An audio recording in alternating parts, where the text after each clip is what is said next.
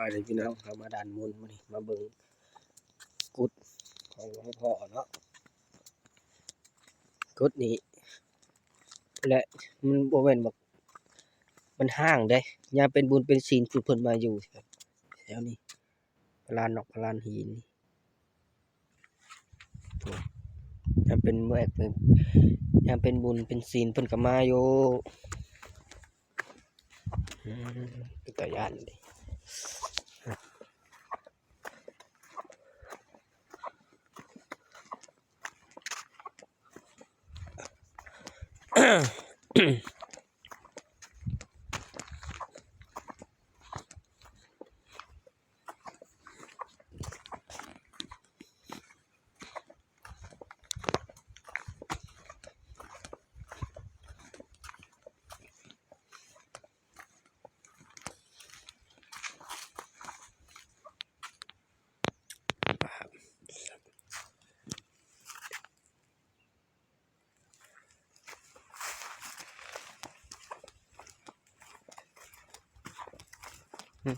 นึกน้องเด้อ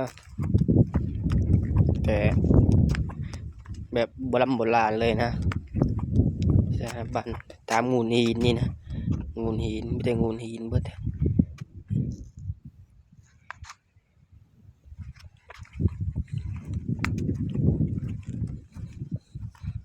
ดี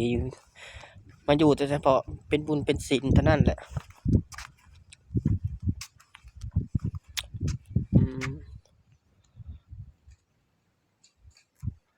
รอบแถวป่า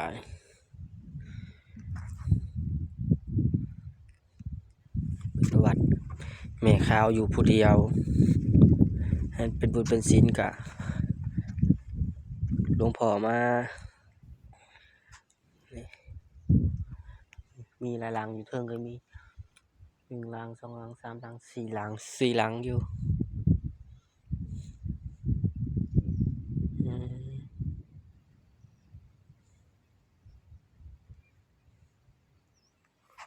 ตามพลานหินเด้อพี่น้องเด้อมีพลานหินนึงนั่นเลยแถวนี้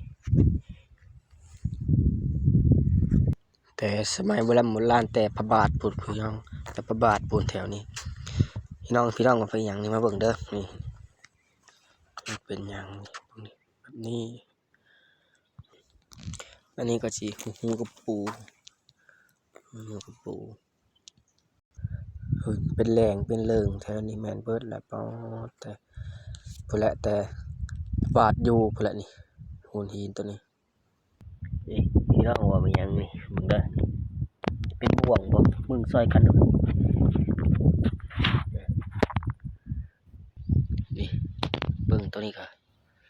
แม่นอย่างพี่น้องว่าอย่างบ่วงบ่หรืออย่างเบิ่งซอยกันด้วย